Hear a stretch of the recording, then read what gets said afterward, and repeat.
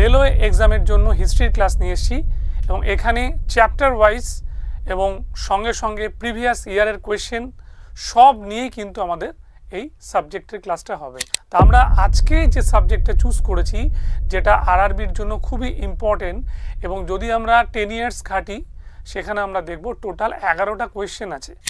সেই চ্যাপ্টার একদম শুরুর চ্যাপ্টার সেটাকে নিয়ে আমরা শুরু করলাম। এরপর আস্তে আস্তে আমরা sources of Indian history, Indus valley এইভাবে আমরা এগোতে শুরু করব।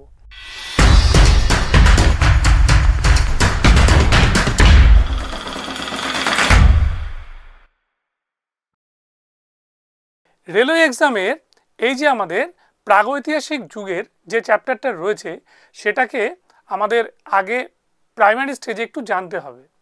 জানার ব্যাপারটা হচ্ছে এই যে স্যার এটা পড়তে গেলে আমরা দেখি যে বিদেশের মানে ওয়ার্ল্ড হিস্ট্রির ক্ষেত্রে তার একরকম ডেটিং হয় আর আমাদের ইন্ডিয়ার ক্ষেত্রে একরকম ডেটিং হয়।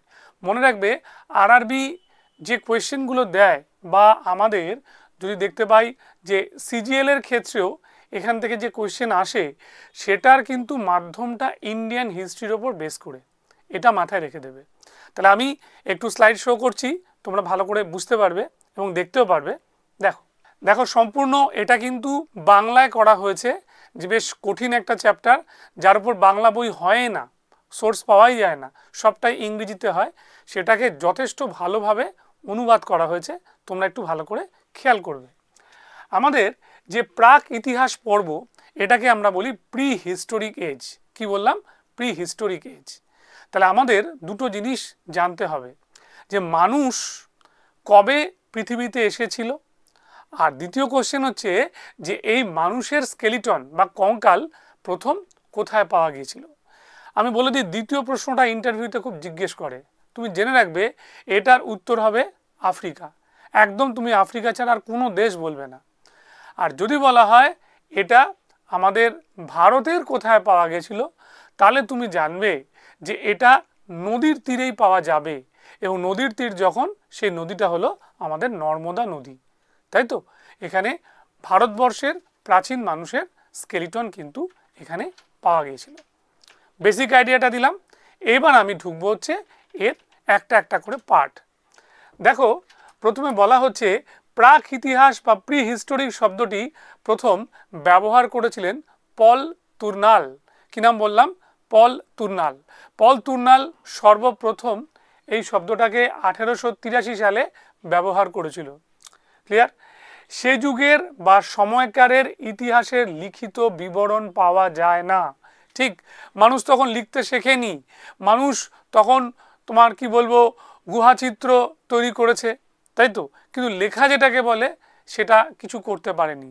যার জন্য আমরা দেখতে পাই কি যে একটা লিখিত ইতিহাসের বিবরণ কিচ্ছু নেই। তাহলে লিখিত ইতিহাসের যে ব্যাপারটা চলে আসে সেটাকে আমরা কি বলি?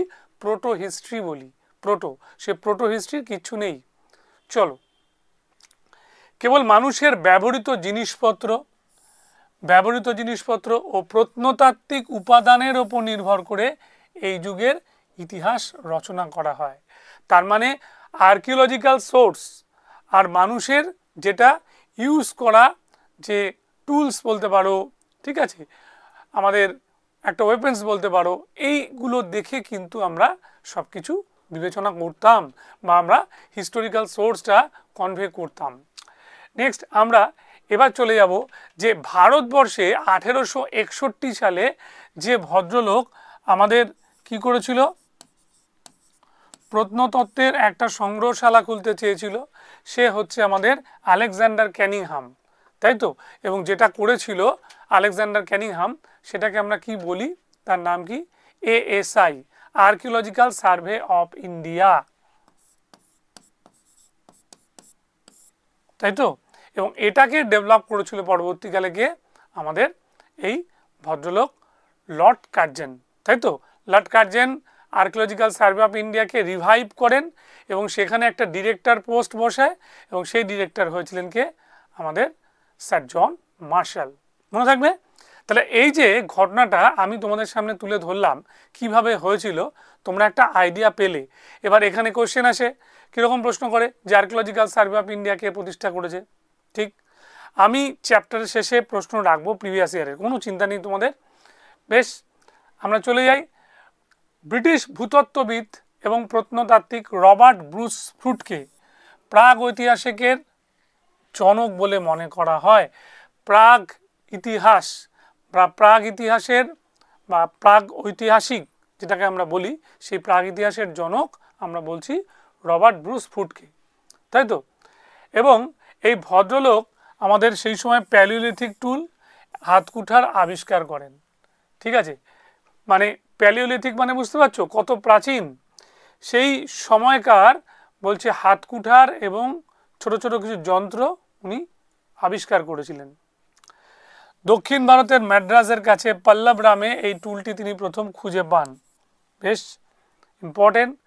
লিখিত বিবরণ পাওয়া গিয়েছে কিন্তু পাঠোদ্ধার করা সম্ভব হয়নি। কোথায়? আমি ইন্দাস ভ্যালি একটা এক্সাম্পল দিতে পারি।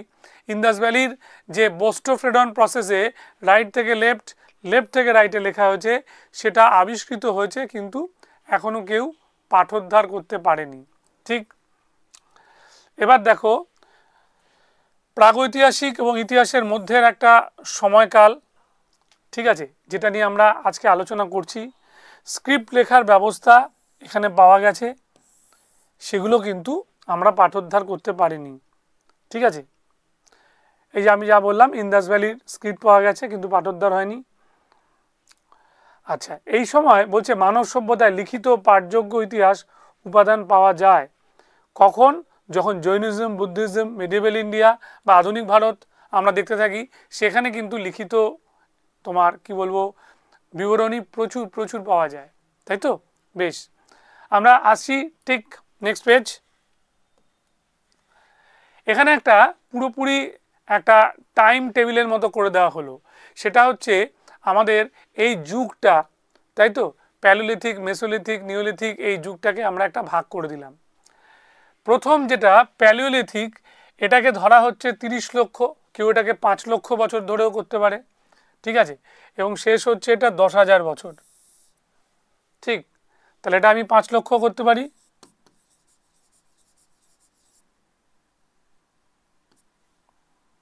এখান থেকে আমরা 10,000 করতে পারি। এরপরে আছে মেসোলিথিক এজ, 9,000 থেকে 4,000 খ্রিস্টপূর্বাব্দ, এই একটা সময়, লম্বা টাইম।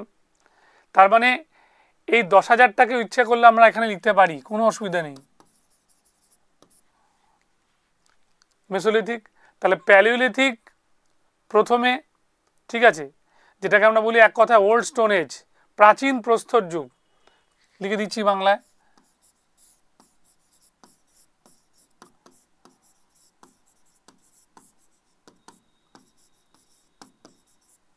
প্রাচীন প্রস্তর যুগ। বেশ, তারপরে এলো কি মেসোলিথিক এজ, ঠিক, যেটাকে আমরা এক কথায় বলতে পারি কি মধ্য প্রস্তর যুগ।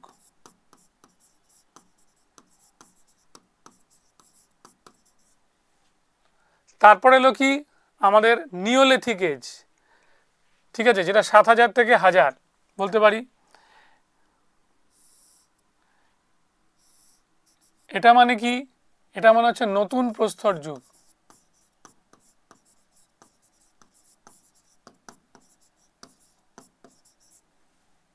তারপরে হলো চ্যালকোলিথিক এজ, তাই তো। চ্যালকোলিথিক এজ মানে কি তাম্র প্রস্তর যুগ।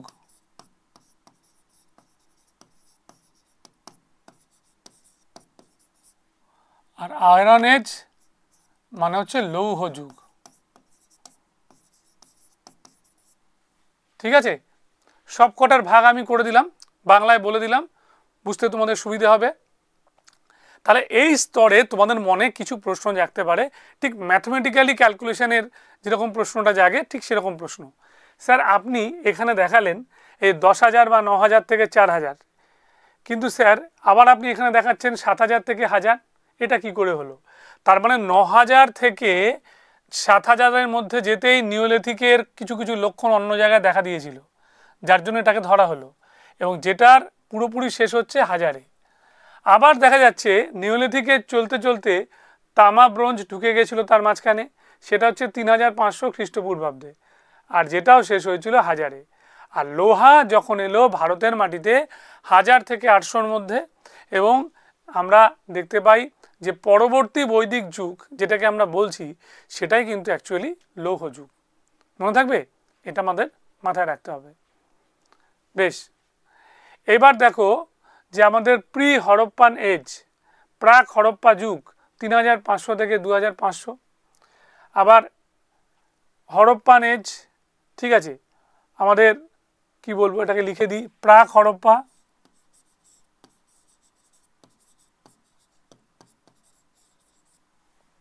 এটা হচ্ছে ম্যাচিওর হরপ্পা, তাই তো? তার মানে হচ্ছে এটা ম্যাচিওর হরপ্পা, আর এটা হচ্ছে পোস্ট হরপ্পা, তাই তো? হরপ্পা পরবর্তী,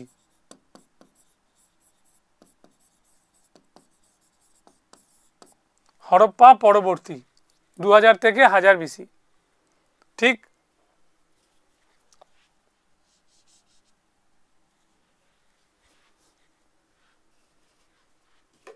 সেকেন্ড,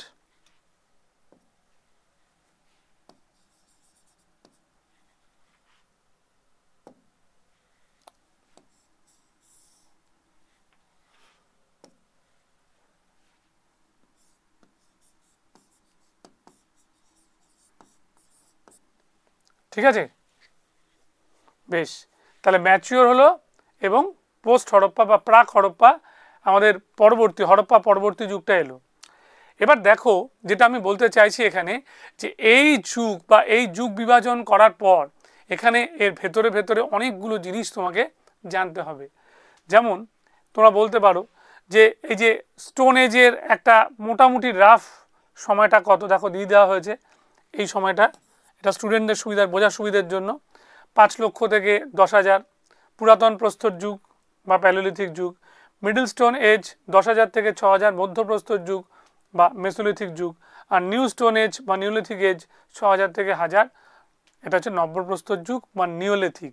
নিওলিথিক মানে নব্যপ্রস্তর, আর মেসোলিথিকের আরেকটা নাম হচ্ছে মাইক্রোলিথিক, লিখে দিচ্ছি।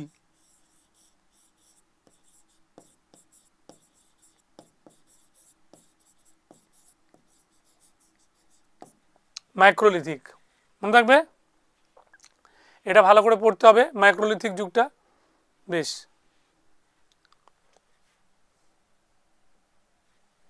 Next page. প্যালিওলিথিক একটা গ্রিক শব্দ, ঠিক? প্যালিওলিথিক শব্দটাকে প্রথম ব্যবহার করেন জন লুবাক। কি নাম বললাম? জন লুবাক 1865 সালে এই শব্দটাকে প্রথম ব্যবহার করে, ঠিক আছে, প্যালিওলিথিক। এবার দেখো এখানে এটা হচ্ছে প্রস্তর যুগের একেবারে প্রাইমারি স্টেজ, তাই তো? প্রস্তর যুগের প্রাথমিক পর্ব। এখানে মানুষ কীরকম ছিল? মানুষ তখন খাদ্য উৎপাদন করতে পারতো না। মনে রাখবে, মানুষ তখন খাদ্য উৎপাদন করতো না, যেটা করতো সেটা হচ্ছে তোমার খাদ্য সংগ্রহ। তাহলে ফুড গ্যাদারার আর ফুড প্রডিউসিং দুটো পার্থক্য আছে। তাহলে মানুষ প্রথমে খাদ্য সংগ্রহকারী, এবং একটা বড় বড় প্রাণীগুলোকে ভারী পাথর শরীরের সমস্ত শক্তি দিয়ে ছুঁড়ে মারতো, এবং ওটা যখন পড়ে যেত সঙ্গে সঙ্গে কি করতো, ওই ভারী পাথরটা ওই প্রাণীর মানে মেরে মেরে থেতো করে মেরে ফেলে ওর চামড়া টামড়া ছাড়িয়ে ওই মাংস খেয়ে নিত, কাঁচা মাংস খেয়ে নিত, তাই তো? এই সময়টা মানুষ একেবারে শিকারী এবং খাদ্য সংগ্রহকারী, বনের ফলমূলও খেয়ে নিচ্ছে আবার ওই মাংসও খাচ্ছে। খাদ্য সংগ্রহকারী একই সঙ্গে, এবং তার সঙ্গে সঙ্গে কি বললাম, আমাদের শিকারী। এইবার দেখো এই সময় যে মানুষ থাকতো, সে মানুষ এই ঝুঁকে পড়া মানুষ, এরকম ঝুঁকে পড়া মানুষ এইভাবে হাঁটছে, তাই তো? এরা কারা? এরা হচ্ছে হোমো ইরেক্টাস, তাই তো? এটা আমরা অ্যাডভার্টাইজমেন্টে ভীষণ ভালোভাবে দেখতে পাই। এদেরকে কি বলা হয়? হোমো ইরেক্টাস, মনে থাকবে।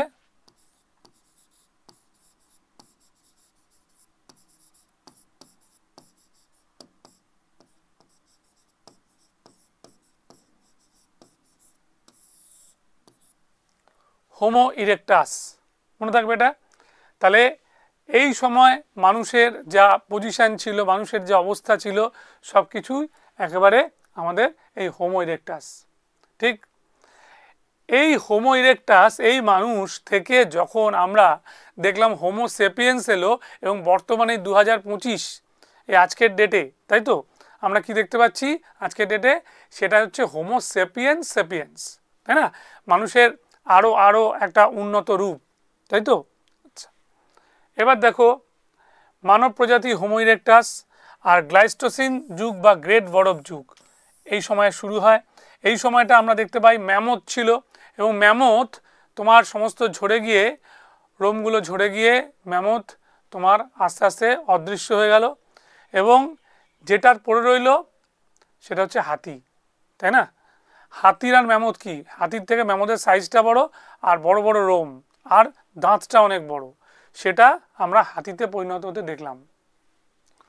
বেশ, প্যালিওলিথিক পুরুষরা নেগ্রিটো জাতিভুক্ত গুহা এবং শিলা আশ্রয়ে বাস করত। নেগ্রিটো জাতিভুক্ত ছিল, গুহায় থাকতো এবং শিলা আশ্রয়ে ওরা বাস করত। মাথার ওপরে কি বলবো খোলা আকাশ আর কোনো আচ্ছাদন নেই, আর কখনো কখনো গুহা, কি মানে প্রতিকূল তাদের জীবন এভাবে কেটেছে। কৃষিকাজ, গৃহ নির্মাণ, মৃৎশিল্প, কোনো ধাতুর জ্ঞান ওদের ছিল না, ঠিক আছে। কৃষিকাজ করতে পারতো না, ওরা বাড়ি ঘরদোর বানাতে পারতো না, এই দুটো খুব এসেনশিয়াল। এবং সঙ্গে সঙ্গে কোনো মেটাল ধাতু, যে ধাতুর ব্যবহারের কোনো ওদের গুণ ছিল না, ওরা জানতো না, ঠিক। বেশ, বেশিরভাগই পাথরের হাতিয়ার, যেটা কোয়ার্টজাইট নামক কঠিন শিলা দিয়ে তৈরি হতো, খুব ওয়েটি পাথর, কোয়ার্টজাইট পাথর, সেই পাথর ছুঁড়ে ছুঁড়ে মানুষ শিকার করত, তাই তো। তাই ওই সময়ের মানুষকে বলা হয়েছে কোয়ার্টজাইট ম্যান। কি বলা হলো? কোয়ার্টজাইট ম্যান, কোয়ার্টজাইট ম্যান, মনে আছে? কোয়ার্টজাইট ম্যান বলা হতো।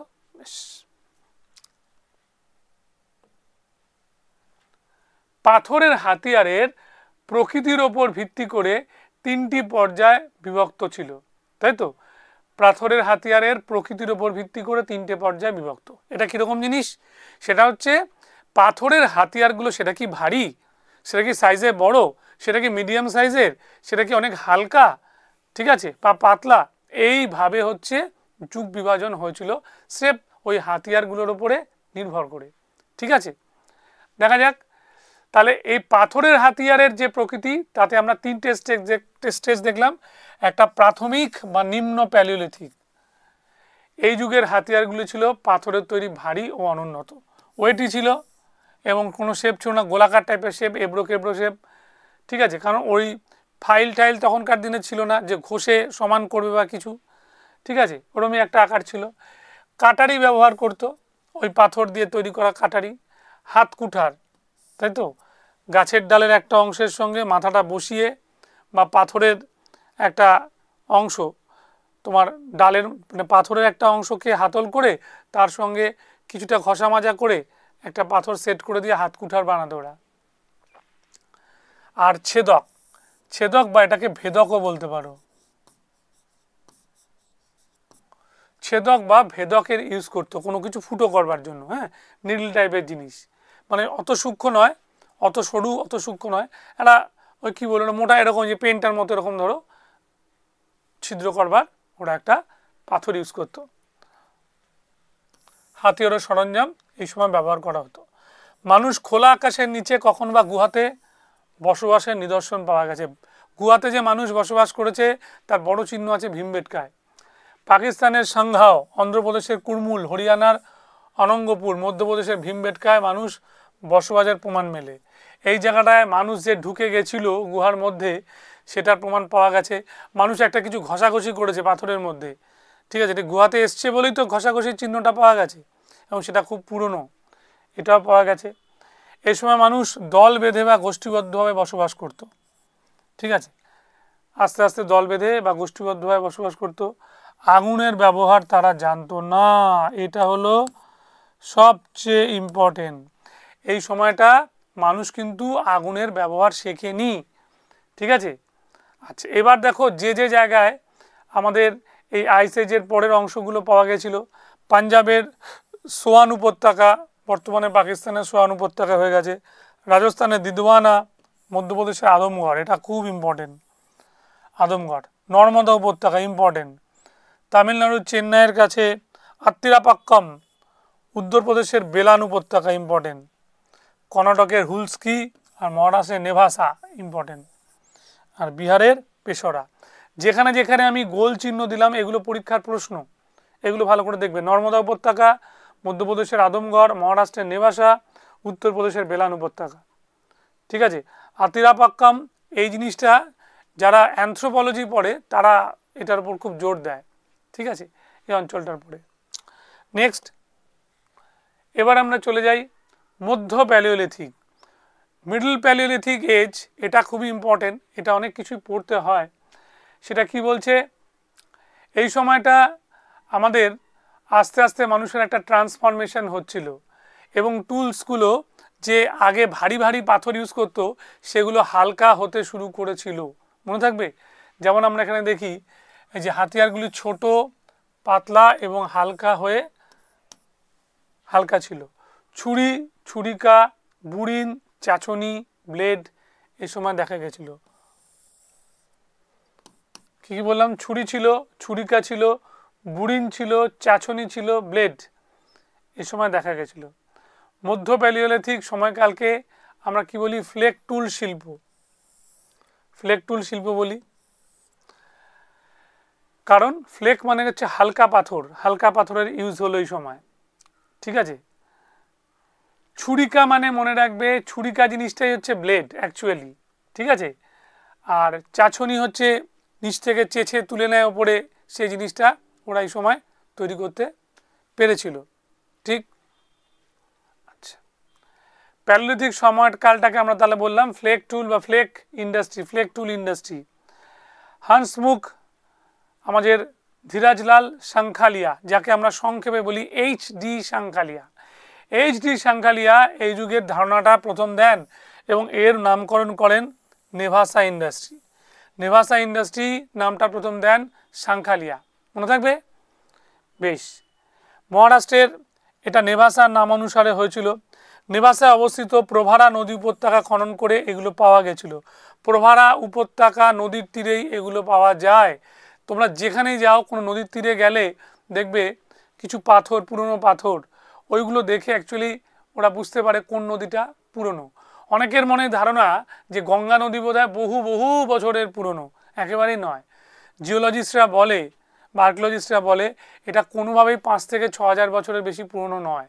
কিন্তু তোমাদের নর্মদায় যদি দাও তাহলে বুঝতে পারবে যে সেটা কত কত দিনের পুরনো, তাই না?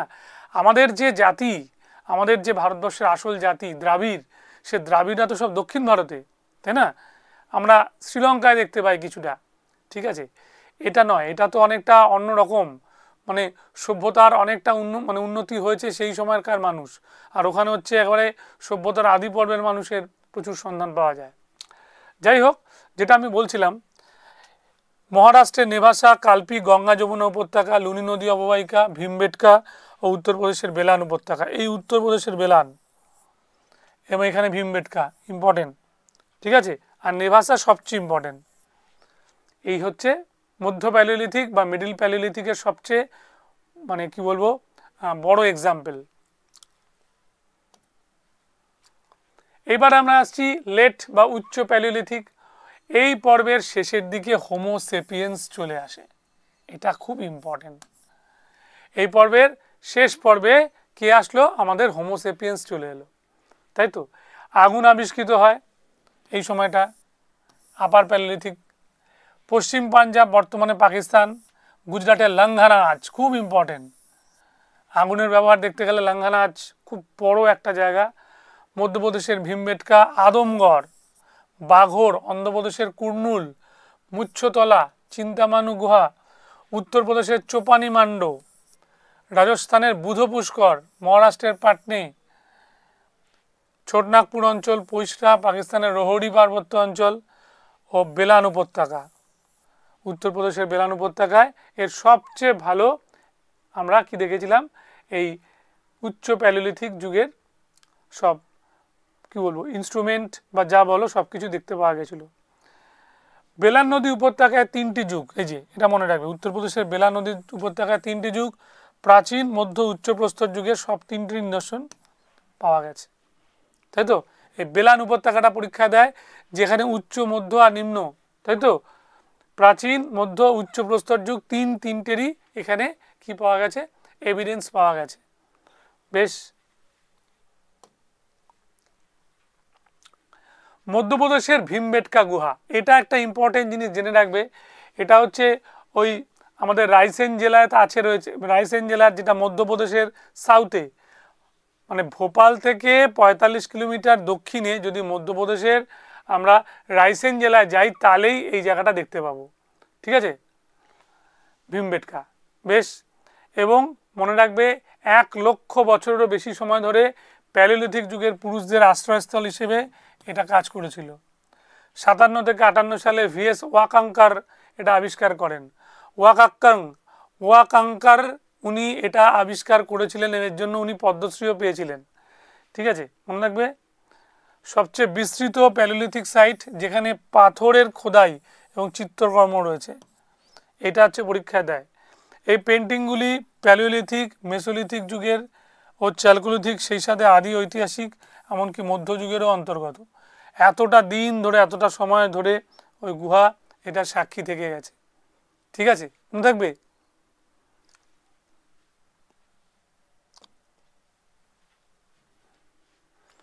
এবার হান্টার অ্যান্ড হার্ডার্স, এই ব্যাপারটা বলতে হবে। শিকারী এবং পশুপালকের যুগ, এটা হচ্ছে হলসিন যুগের অন্তর্গত, ঠিক আছে, হলসিন যুগ। সেটা কীরকম, যে মধ্যপ্রস্তর বা মেসোলিথিক যুগে আমরা শিকারী আর পশুপালকদের আমরা দেখতে পেলাম। এখানে প্রাণীদের কি করা হলো, গৃহপালিত করে দেওয়া হলো। বিশ্বের মানুষের কাছে প্রথম যিনি পোষমানা প্রাণী, সেটা বলা হয় কুকুর, তাই তো। আবার কেউ বলে না ওটা ছাগল, ঠিক আছে, ভারতের ক্ষেত্রে ছাগল এরকম বলা হয়। আবার যেটা আমাদের পিএসসি উত্তর নেয়, সেটা নেয় হচ্ছে ভেড়া, ঠিক আছে। তাহলে দেখে নিই, মাইক্রোলিথ বলতে বোঝায় ক্রিপ্টোক্রিস্টালাইন বা সিলিকা পাথরের তৈরি ক্ষুদ্রাকৃতির পাথর, তাই তো, একটা মিনিয়েচার স্টোন। এটা আমরা দেখতে পাই বাগর, আদমগড়, এই জায়গায় আমরা এই গৃহপালিত মানুষ যে প্রাণীদের গৃহপালিত করেছিল তার প্রমাণ এই অঞ্চলগুলোতে পাওয়া যায়। এই কথাটাকে প্রথম মাইক্রোলিথ যিনি আবিষ্কার করেছিলেন, এসিএল কার্লাইল 67 সালে প্রথম আবিষ্কার করেছিলেন, ঠিক আছে। এবং 1867 সালে এই যে কৈমুর পাহাড়ে সোয়াগি ঘাটে রক পেন্টিং আবিষ্কৃত হয়। উত্তরপ্রদেশের সরাইনাহার রায়, ঠিক আছে, প্রতাপগড়, কলদি হাওয়া, চোপানি মান্ডো, এদিকে গুজরাটের লাঙ্ঘানাজ, ঠিক আছে, দক্ষিণের তিনেভেলি, মধ্যপ্রদেশের আদমগড়ের ভীমবেটকা, ঠিক আছে, অন্ধ্রপ্রদেশের নাগার্জুনকোন্ডা, রাজস্থানের বাগড়, পশ্চিম বর্ধমানের বীরভানপুর, এইটা খুব ইম্পর্টেন্ট। ওয়েস্ট বেঙ্গলের বর্তমানের বীরভানপুর হচ্ছে আমাদের এই মধ্যপ্রস্তর বা মেসোলিথিক যুগের ভালো এভিডেন্স পাওয়া গেছে, ঠিক আছে। মুম্বাইয়ের উপকূলের দিকেও পাওয়া গেছে। এইবার আমরা ঢুকে যাব হচ্ছে নব্যপ্রস্তর যুগ, তাই তো, যেটাকে আমরা এক কথায় বলি নিওলিথিক এজ। আগে আমরা প্রাচীন, মধ্য, ঠিক আছে, এই সব তোমার প্রস্তর যুগের কথা বললাম। এবার যেটা আমরা আসছি নিওলিথিক বা নব্যপ্রস্তর যুগ। সেই নব্যপ্রস্তর এই প্রথাটা প্রথম ব্যবহার করেছিল স্যার জন লুবাক, খুব ইম্পর্টেন্ট, ঠিক আছে। 10,000 থেকে 5,000 খ্রিস্টপূর্বাব্দ পর্যন্ত এই সময়টা নিওলিথিক এজেস ছিল। এবং এর সবচেয়ে বড় এক্সাম্পল হচ্ছে বেলুচিস্তানের মেহেরগড়। বেলুচিস্তানের মেহেরগড় এটা আবিষ্কৃত হয়েছিল আমাদের 1974-75 সালে, ঠিক আছে। অলচিন দম্পতি, ঠিক আছে, অলচিন দম্পতি নয়, আমাদের বিখ্যাত এক, মানে কি বলবো, মার্কিন যুক্তরাষ্ট্রের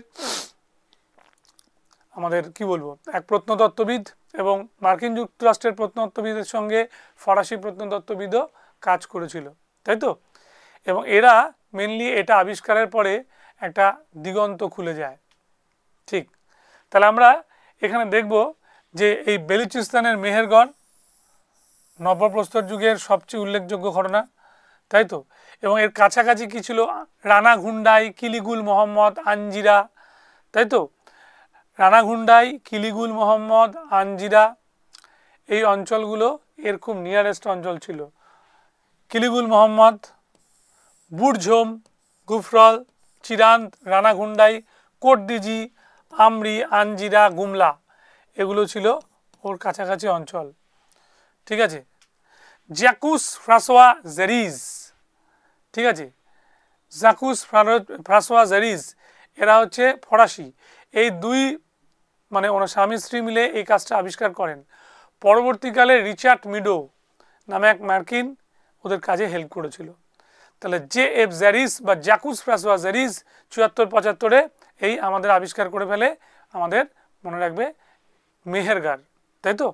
আচ্ছা, মেহেরগড়ের ইম্পর্টেন্ট কী ছিল, যে ইন্ডিয়ান সাবকন্টিনেন্টে প্রথম যেখানে চাষের চিহ্ন পাওয়া গেছিল সেটা এখানে, এবং এখানে খেজুর, ডেট, তাই তো, এবং জব, বার্লি, এই দুটো চাষ সবচেয়ে বেশি ইম্পর্টেন্ট ছিল। তারপরে হুইট, এবং হুইটের পরে আস্তে আস্তে তিল, তিসি, এগুলোরও চাষ হয়। ক্লিয়ার? এখানে মানুষ প্রথমে 3টে স্টেজে কাটিয়েছিল। ফার্স্ট স্টেজে, যেটা 7000 থেকে 5000 খ্রিস্টপূর্বাব্দের মধ্যে, সেই স্টেজে মানুষ কি করেছিল আমাদের মনে রাখতে হবে।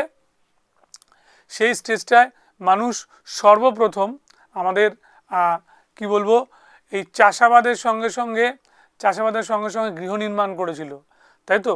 তাহলে প্রথম মানুষ চাষাবাদ করলো 7000 থেকে 5000, আর 5000 থেকে 4000 দ্বিতীয় স্টেজে মানুষ এখানে গ্রাম তৈরি করে ফেললো, ঠিক। এবং 4000 থেকে 3200 এই টাইমটার মধ্যে মেহেরগড় কি হলো, আরও বেশি তোমার ছড়িয়ে পড়লো, এবং আস্তে আস্তে এটা কি হলো, ইন্দাস ভ্যালি বা সিন্ধু সভ্যতার সঙ্গে মিশে গেল, ঠিক। হাতিয়ারগুলি ছিল আগের তুলনায় অনেক বেশি ধারালো, তীক্ষ্ণ ও মজবুত, এবং নব্যপ্রস্তর যুগে আবিষ্কৃত প্রথম ধাতু হলো হচ্ছে তামা, এটা মনে রাখবে, ঠিক। প্রথম ধাতু যেটা ইউজ করেছিল মানুষ সেটা হচ্ছে তামা, আর মানুষের আবিষ্কৃত দ্বিতীয় ধাতু হচ্ছে সোনা, আর তৃতীয়টা হচ্ছে ব্রোঞ্জ, মিশ্র ধাতু, ঠিক। নিওলিথিক যুগ বা খাদ্য উৎপাদন পর্যায়, ফুড প্রডিউসিং স্টেজ এটা নামে পরিচিত। এখানে পশুপালন ও কৃষিকাজ ছিল এই যুগের জীবন ধারণের উৎস। মানুষের ব্যবহারকারী প্রথম খাদ্যশস্য হচ্ছে জব, ইম্পর্টেন্ট। মেহেরগড়ে কার্পাস, গম, বার্লি নিদর্শন পাওয়া গেছে। কুমোরের চাকার ব্যবহার শুরু হয় এই সময়, মানুষ মাটির পাত্র তৈরি করতে শেখে। পোশাক পশম ও তুলোর কাপড় বুনে সেটাকে ওরা ব্যবহার করত। এই সময় যাযাবর জীবন ত্যাগ করে মানুষ স্থায়ীভাবে বসতি গড়ে তোলে। মেহেরগড়ে প্রাচীন বসতির চিহ্ন পাওয়া যায়। বুড়ঝোমে পিট ডুয়েলিং বা কূপঘর পাওয়া গেছিল, ঠিক আছে। পুরুষতান্ত্রিক সমাজ ছিল। বুড়ঝোম শব্দের অর্থ হচ্ছে প্লেস অফ বার্থ। কাশ্মীরের বুড়ঝোম থেকে মানুষের সঙ্গে কুকুরকেও কবর দেওয়ার প্রথা ছিল, অর্থাৎ পোষা জীবজন্তুকে মনিবের সঙ্গে কবর দেওয়া হতো বলে মনে করা হতো। ডোলমেন নামক সমাধির অস্তিত্ব পাওয়া গেছে। উত্তরপ্রদেশের বেলান নদী উপত্যকায় উপরিউক্ত 3টে যুগের প্রাচীন, মধ্য ও নবপ্রস্তর যুগের নিদর্শন পাওয়া গেছে। বেলান যেটা বলে দিলাম, ঠিক আছে। এরপরে তাম্রপ্রস্তর যুগ। তাম্রপ্রস্তর যুগ মানে ইন্দাস ভ্যালিতে ঢুকে গেলাম, যেটা 1810 থেকে 1000 বা, ঠিক আছে, এই 1810 থেকে 1000 বা 3500 থেকে 1000 এই সময়টা পর্যন্ত মেনশন করা যেতে পারে। 5000 থেকে 1200 খ্রিস্টপূর্বাব্দ পর্যন্ত এই সময়টা পরবর্তীকালে স্টে করে যায়। এখানে তামার ব্যবহার শিখেছিল, নিশ্চয়ই তোমরা জানো। এটা তাম্রাষ্ট্রীয় যুগও বলা হয়, এবং মেটালের কথা বলা হয়, ঠিক আছে। এবং হরপ্পার 3টে স্টেজ এখানে চলে আসে, ফার্স্ট স্টেজ, সেকেন্ড স্টেজ এবং থার্ড স্টেজ, মনে থাকবে। প্রি হরপ্পা, ঠিক আছে, ম্যাচিউর হরপ্পা আর লেট হরপ্পা, 3টে। প্রি হরপ্পা বললে 3200 থেকে তোমাদের 2600, ম্যাচিউর হরপ্পা বললে 2600 থেকে তোমাদের 1900, আর লাস্ট হরপ্পা বললে আমাদের কি বলবো 1900 থেকে 1300। আবার কেউ এটাও বলতে পারে 2500 থেকে 1750, 2000 থেকে 1000 এটাও বলে। আর প্রি হরপ্পা বলে 3500 থেকে 2500।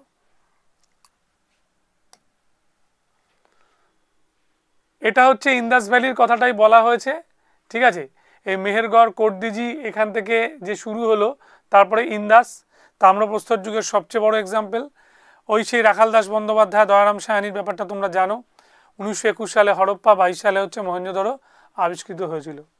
ঠিক আছে, গম মটরশুঁটির কথা এখানে বলা যেতে পারে। ইনামগাঁওতে ধান চাষের চিহ্ন পাওয়া গেছে।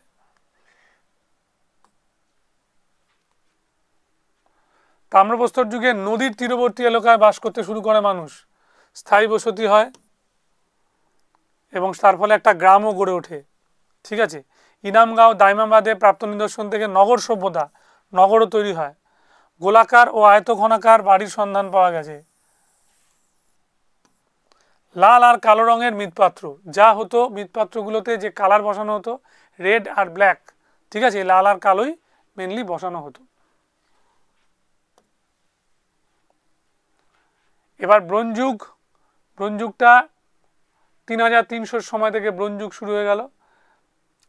তামার সঙ্গে টিন মিশিয়ে ব্রোঞ্জ আবিষ্কৃত হয়েছিল, নিশ্চয়ই জানো। হাতিয়ার আর যন্ত্রশিল্পের উন্নতি ঘটেছিল। হরপ্পা সভ্যতায় ব্রোঞ্জ যুগের সবচেয়ে বেশি বিস্তার ঘটেছিল, এটা মনে রাখবে।